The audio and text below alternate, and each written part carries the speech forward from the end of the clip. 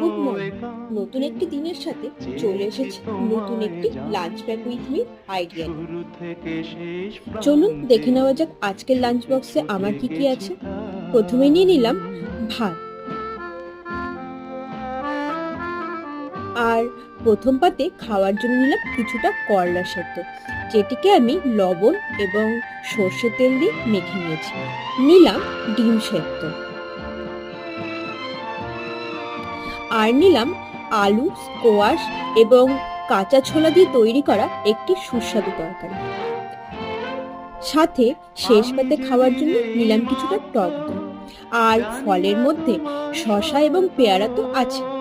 তা কেমন লাগলো আমার আজকের হেলদি লাঞ্চ বক্সের আইডিয়াটি?